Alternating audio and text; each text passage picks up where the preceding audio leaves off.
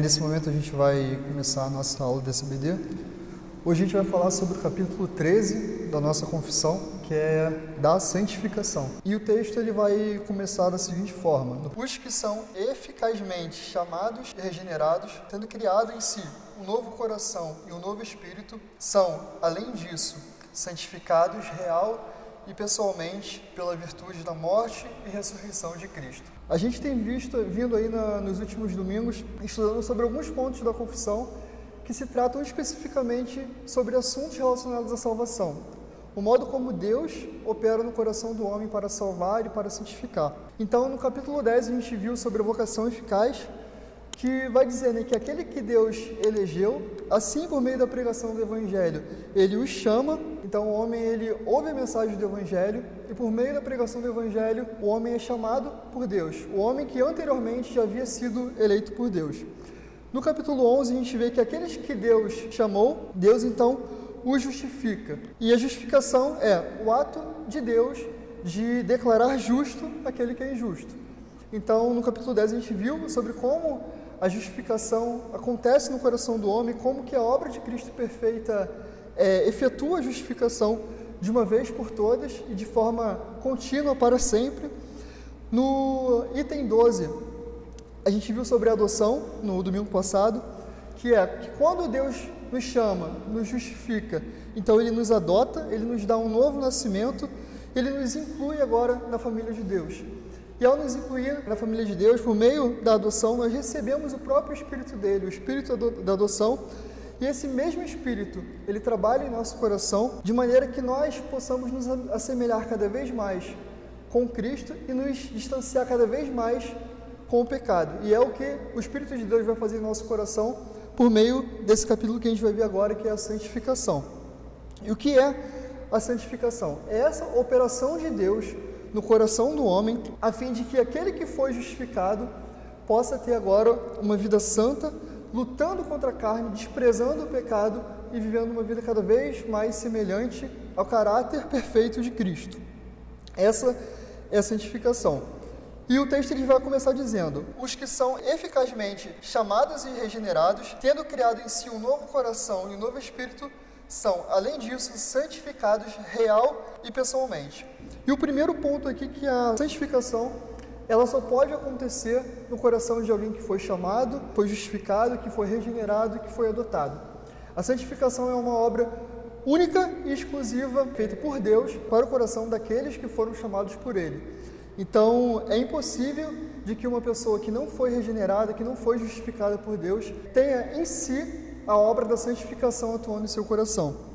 Então, aqueles que são eficazmente chamados e regenerados, tendo criado em si um novo coração e um novo espírito, esses são santificados, real e pessoalmente. Essa santificação, ela não é um meio pelo qual o homem se torna aceitável diante de Deus.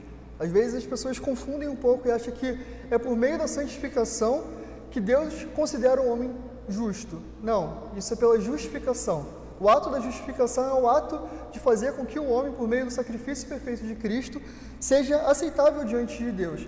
Mas o ato da santificação, a obra da santificação, é o ato de Deus no coração do homem, dia após dia, ao longo de toda a sua vida, tornando ele puro. E a gente vai ver alguns aspectos ao longo desse estudo sobre como essa santificação funciona.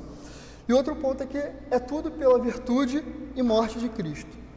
A santificação ela se dá única e exclusivamente por meio do sacrifício de Cristo. E aqui não há espaço nenhum para méritos humanos, para ações humanas, para se auto-santificar por si mesmo, a não ser pelo sangue puro de Cristo que foi derramado na cruz. Por meio da justificação, então justificados, nós podemos então, por meio do Espírito que há em nós, que nós recebemos por meio da adoção, estar prontos para que o Espírito Santo atue em nós, nos santificando, nos purificando, matando a nossa carne, para que então a gente possa viver uma vida cada vez mais parecida com Cristo. O texto ele vai continuando. Esses são santificados real e pessoalmente pela virtude da morte de Cristo, por sua palavra e por seu Espírito que neles habita. E esse é o meio que Deus usa para santificar o homem, por meio da sua palavra e por meio do seu Espírito.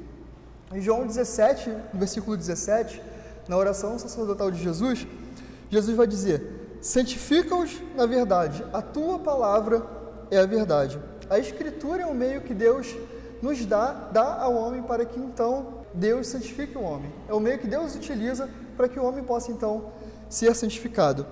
E não apenas santificação no sentido místico, mas Deus dá orientações por meio da sua palavra para que o homem ele seja exortado, para que ele possa saber qual é a vontade de Deus. A palavra de Deus ela expõe isso. A palavra de Deus ela expõe onde a gente está errado e nos leva à correção. Todas as vezes que nós estamos expostos à palavra de Deus, quando ela está sendo pregada de forma pura, ou quando nós estamos lendo com o nosso coração voltados para ela e o Espírito Santo está habitando no nosso coração, aí o nosso coração ele tem sido santificado, porque a palavra de Deus ela transmite aquilo que se faz do caráter de Deus. Então tudo que é belo e puro que Deus espera de nós, a palavra de Deus então ela nos instrui a isso. E acompanhado da palavra, o Espírito Santo ele trabalha em nossos corações para nos convencer do nosso estado de pecado. Então, o Espírito Santo é aquele que realmente age no coração do homem para santificar. E uma das formas que o próprio Espírito Santo faz que o homem ele seja santificado é colocando nele uma consciência de pecado. Quanto mais caminhando nesse processo de santificação, mais nós temos em nós a consciência do pecado. Mais nós olhamos para nós e vemos o quanto nós somos pecadores e quanto mais estamos distantes do caráter perfeito de Cristo. E isso já é uma prova de que o homem tem sido santificado por Deus. Então, quando mais nós caminhamos nesse processo de santificação, mais então nós temos consciência de que somos pecadores, miseráveis e que dependem única e exclusivamente da ação de Deus por meio do seu Santo Espírito para andar de uma forma mais pura de acordo com aquilo que Deus quer para nós. E como essa santificação se dá em nosso coração? É o segundo item. Ele vai dizer: o domínio do corpo do pecado é neles todo destruído. As suas várias concupiscências são mais e mais enfraquecidas e mortificadas, e eles são mais e mais vivificados e fortalecidos em todas as graças salvadoras, para a prática da verdadeira santidade, sem a qual ninguém verá a Deus. No momento que Deus salva, Ele escolhe, Ele justifica, Ele chama, Ele regenera, Ele adota, e então Ele começa a sua obra de santificação no coração do homem. A vida do coração, o homem, ele não tem como seguir a mesma vida. A vida dele é totalmente transformada, e essa transformação se dá por meio da destruição do domínio do pecado que há em seu coração. No momento que nós recebemos a mensagem do Evangelho, o nosso coração é convertido, a nossa natureza, então, ela é mudada. O domínio do corpo do pecado que há em nós é destruído.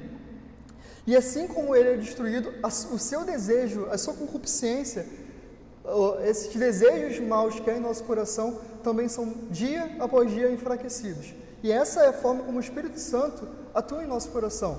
É a gente, e diante da exposição da palavra, do texto da palavra, diante da ministração do Espírito Santo em nossos corações, os nossos desejos carnais são aos poucos destruídos, massacrados, mortificados. É dessa forma, é por meio do Santo Espírito que o nosso coração, então, é mortificado. Não é pelo surrar a nossa carne ou por nos submeter a certos rituais ou de formas radicais, coisas totalmente físicas, humanas, que pode mortificar a nossa carne, mas a nossa carne é mortificada tudo por meio do Santo Espírito de Deus e por meio da pregação do Evangelho, por meio da ação da palavra sendo trabalhada em nossos corações. E assim, dia após dia, o nosso pecado, o domínio do pecado que é em nós, ele é destruído e os nossos desejos carnais são cada vez mais humilhados, reduzidos, e ao mesmo tempo que os nossos desejos carnais são diminuídos e humilhados, assim também a nossa vontade concernentes às coisas de Deus são aumentadas. Então, há como se fosse um certo equilíbrio, mas não equilíbrio igualitário, mas os nossos desejos pecaminosos diminuindo e as nossas vontades de fazer aquilo que é correto e justo, de acordo com a palavra de Deus, vai aumentando. E assim, o Espírito Santo vai trabalhando em nosso coração. A nossa natureza é totalmente mudada. Não há um homem que é convertido, que ouve a pregação do Evangelho e tem o seu coração mudado, e ele vai continuar a mesma coisa da forma como ele era antes de ouvir a pregação do Evangelho e ser convertido. Se ele continua a mesma coisa, então logo ele não foi convertido, porque Deus ele modifica a natureza do homem. Nós nascemos de novo, nós recebemos agora um novo espírito. Então, a nossa vontade, os nossos desejos, eles são mudados. Paul Washer, ele conta uma ilustração muito interessante para falar sobre a conversão, que é a ilustração de um porco. Então, ele vai falar, ele vai citar, né? Você pode botar aqui todo o lixo mais podre que tiver, pode botar carne podre, qualquer coisa de lixo, coisas imundas, podres, e aqui do meu lado, um banquete das coisas mais saborosas, mais deliciosas que pode existir na terra. Se lá na frente você soltar um porco, a primeira ação dele não é ir para o banquete delicioso, mas é ir para aquilo que é podre, para aquilo que é impuro, para aquele lixo e se revirar e naquele momento se lambuzar com aquele lixo. Mas se em algum momento aquele porco ser transformado no homem, a primeira ação dele é vomitar todo aquele lixo e se sentir envergonhado por estar aqui talvez no meio, na frente da igreja, se enrolado nu, lambuzando um lixo. E assim é o coração do homem.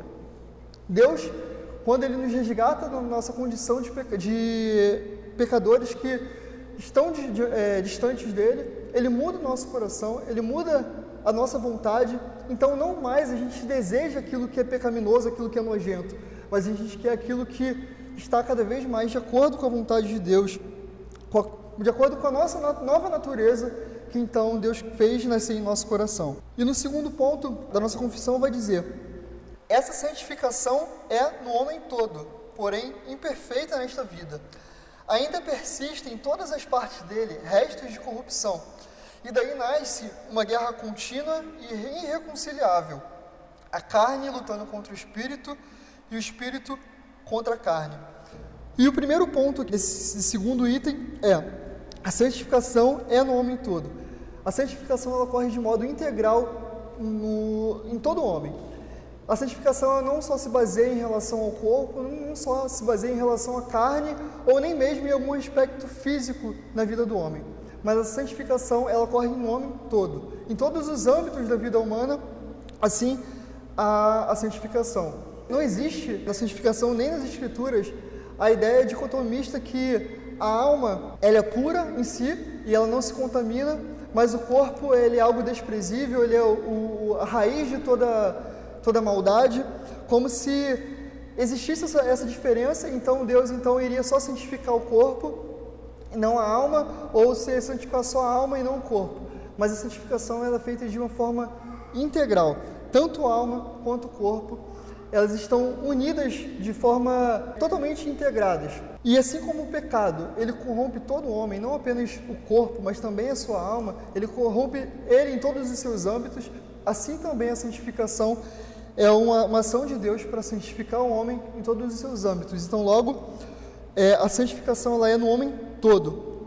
E o texto vai dizer: porém, imperfeita nesta vida.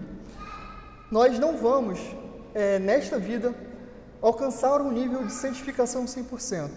Uma santificação perfeita, onde vai chegar em algum momento da nossa vida que nós vamos estar 100% perfeitos e não vai ter uma raiz de pecado em nosso coração. Isso é uma doutrina que, inclusive, no século XVIII, muitas igrejas acreditavam. Inclusive, nos Estados Unidos nasceu uma onda muito grande de igrejas chamadas perfeccionistas, que pregavam que haveria sim a possibilidade de um homem chegar a um nível de perfeição e santificação ainda nessa vida, mesmo que talvez fossem poucas pessoas e alcançar, mas era possível sim você chegar a um nível de perfeição nessa vida. Inclusive, isso foi uma doutrina que até certo ponto foi defendida por John Wesley. Ele mesmo assumia que nele mesmo essa integração, essa santificação integral não havia se chegado, mas era algo que ele acreditava, e disso muitas pessoas também acreditaram, e muitas igrejas, inclusive no Brasil tem muitas igrejas que creem nessa doutrina de que o homem pode sim chegar a um nível de santificação 100%, ainda nessa vida. Mas aqui, a gente vai dizer que essa salvação, embora ela seja no corpo todo, de forma integral, ela é imperfeita, porque ainda assim, o redimido, mesmo sendo justificado por Deus, ainda assim ele continua na condição de pecador. O homem mesmo tendo o coração regenerado, tendo o coração transformado, recebido um novo nascimento, recebido um novo espírito, ainda assim continua na condição de pecador.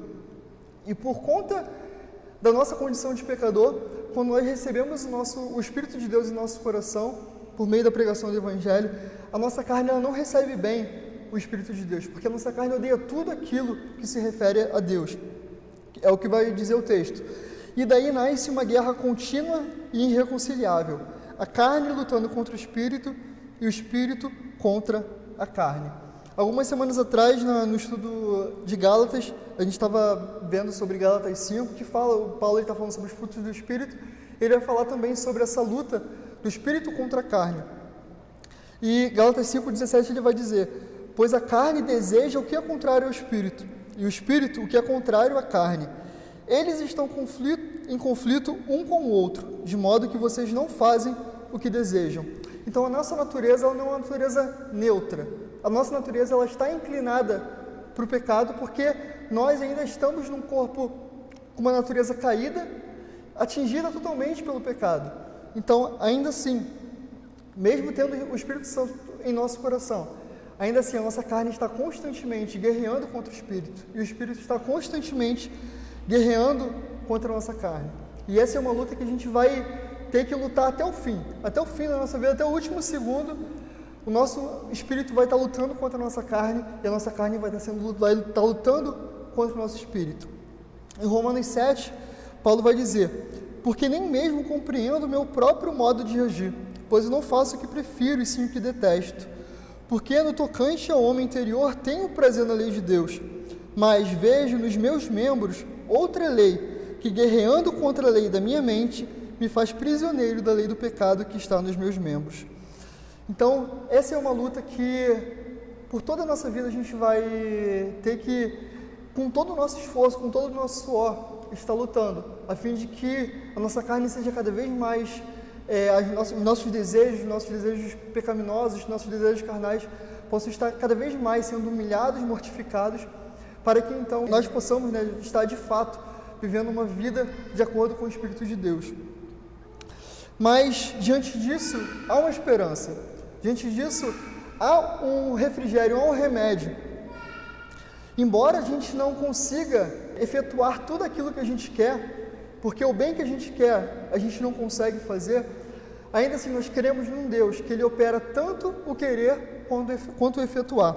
E é o que vai nos dizer nesse terceiro ponto da confissão, que diz que nesta guerra, embora prevaleçam por algum tempo as corrupções que ficam, contudo, pelo contínuo socorro da eficácia do santificador Espírito de Deus, a parte regenerada do homem novo vence. E assim, os santos crescem em graça, aperfeiçoando a santidade no temor de Deus. Então, se por um lado é triste, difícil a gente saber que a gente vai ficar até o último segundo da nossa vida, tendo que negar os nossos desejos, os nossos pecados que há em nosso coração, por outro lado, deve nos dar esperança, a certeza de que, por meio do Espírito Santo, nós vamos vencer. Nós vamos conseguir lutar contra esses pecados. Nós vamos vencer esses pecados que constantemente têm nos tentado e têm nos levado para distante de Deus. Então, quando em algum momento a sua carne querer falar mais alto, saiba que você, por meio do Espírito Santo de Deus que habita em seu coração, você já é um vencedor. Porque assim como quando Cristo venceu, nós vencemos com Ele. E assim também a nossa carne, ela vai ser vencida. E isso é promessa de Deus.